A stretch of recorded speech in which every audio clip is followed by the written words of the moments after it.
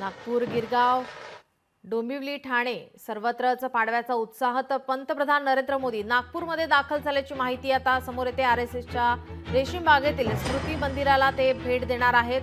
भाजपाकडून पंतप्रधान यांच्या स्वागताची जय्यत तयारी करण्यात आली आहे. नागपूर विमानतळावर आता पंतप्रधान नरेंद्र मोदी हे आता पोहोचल्याची सध्या माहिती समोर येत आहे. मुख्यमंत्री देवेंद्र फडणवीस हे त्यांच्या स्वागतासाठी या ठिकाणी दाखल झालेले आहेत. आपले प्रतिनिधी ज्ञानेश्वर आपल्यासोबत जोडलेले आहेत. ज्ञानेश्वर, पंतप्रधान हे आता नागपूर विमानतळावर पोहोचल्याची माहिती आहे. अगदीच पंतप्रधानांचा नागपूर विमानतळावरती आगमन झालेलं आहे. केंद्रीय मंत्री नितीन गडकरी असतील, मुख्यमंत्री देवेंद्र फडणवीस त्यांच्या स्वागतासाठी त्या ठिकाणी सज्ज आहेत. त्यांच्या हस्ते त्यांचं स्वागत करण्यात आलं आणि आता थेट पंतप्रधानांचा ताफा जो आहे तो नागपूरच्या रेशीम बागकडे जे आहे ते एकूणच रवाना झाले. आता कोणत्या क्षणी पंतप्रधान नरेंद्र मोदी जे आहे ते नागपूरच्या रेशीम बागेत पोहोचू शकतात आणि त्या ठिकाणी डॉक्टर हेडगेवार यांच्या स्मृतीस्थळाचं त्या ठिकाणी जे आहे ते अभिवादन करतील आणि एकूणच संघ मुख्यालय येथे जे आहे त्यांचं या ठिकाणी भैयाजी जोशी जे सरकार्यवाह राष्ट्रीय स्वयंसेवक संघाचे त्यांच्यातर्फे त्यांचं स्वागत करण्यात आलं आहे आणि एकूणच संघाच्या कार्याची पूर्ण माहिती त्या ठिकाणी दिली जाणार आहे. त्यानंतर पंतप्रधानांचा कार्यक्रम जे आहे ते दीक्षाभूमी येथे देखील त्यांची भेट असेल आणि त्या ठिकाणी देखील भेट आपण सध्याला पंतप्रधानांचा ताफा जो आहे तो नागपूरच्या रहाटे कॉलनी चौकामध्ये आता पोहोचल्याचं आपल्याला दृश्यांमध्ये पाहू शकतो की या ठिकाणी आता रहाटे कॉलनी परिसरामध्ये जे आहे ते पोलिसांचा मोठा बंदोबस्त आहे आणि या ठिकाणी आता पंतप्रधानांचा ताफा जो आहे तो पोहोचलेला आहे. अगदी रेशीम बागच्या दिशेने जे आहे ते पंतप्रधानांचा ताफा जे आहे ते रवाना झालेला आहे आणि चौकामध्ये भाजपचे जवळपास 15,000 पेक्षा पदाधिकारी जे आहेत ते त्यांच्या स्वागतासाठी आणि त्यांची एक झलक पाहण्यासाठी फक्त थांबले आहे. मात्र सुरक्षेच्या दृष्टिकोनातून आपण पाहायला गेलं तर मोठा ताफा हा पंतप्रधानांचा दृश्यांमध्ये जर पाहायचं रहाटे कॉलनी परिसरामध्ये पंतप्रधान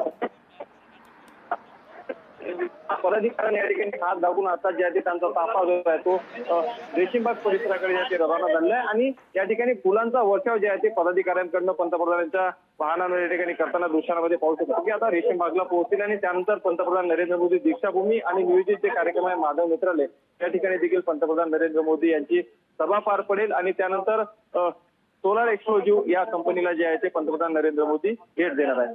जी नक्कीच. आपण पाहिलं तर भाजपाकडून गेल्या काही दिवसांपासून जय्यत तयारी आपण पाहत होतो. संघ सुद्धा दक्ष झालेला आहे, सज्ज झालेला आहे.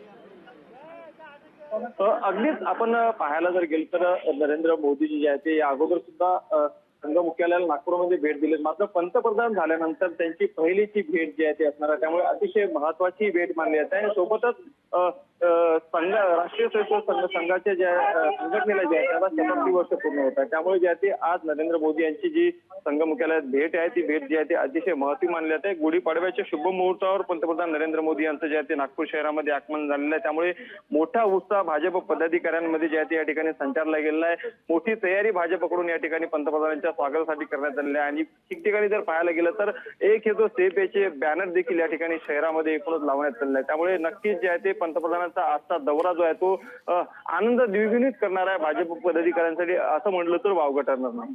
जी नक्कीच. आपण जर पाहिलं तर आज नागपूरमध्ये पाडव्याचा उत्साह सुद्धा आपण आज सकाळपासूनच पाहतोय. त्या ठिकाणी सुद्धा पोलिसांचा बंदोबस्त आहे. मात्र या ठिकाणी आपण पाहतोय पंतप्रधान आता नागपूरमध्ये पोहोचलेले आहे. या ठिकाणी सुद्धा पोलिसांचा बंदोबस्त आहे. कशा प्रकारे वाहतुकीमध्ये काही बदल करण्यात आलेले आहेत का?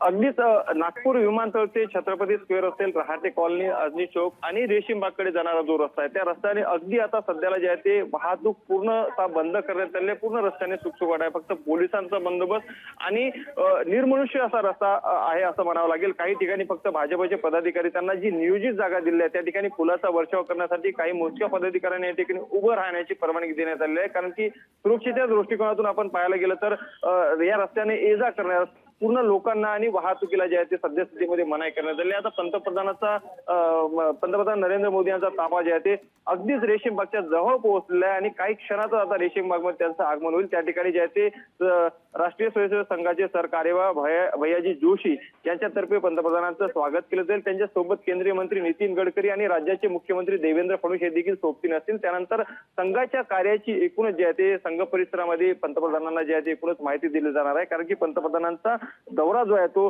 ते जेव्हापासून पंतप्रधान झाले त्यानंतर पहिला दौरा जे आहे ते या ठिकाणी संघभूमीमध्ये त्यांचा असल्याने हा दौरा जो आहे तो अतिशय महत्वाचा मानला जातोय आणि सोबतच संघाची जी आहे याचे अपडेट आम्ही घेतच राहू. तुर्तास धन्यवाद आपण दिलेल्या माहितीसाठी.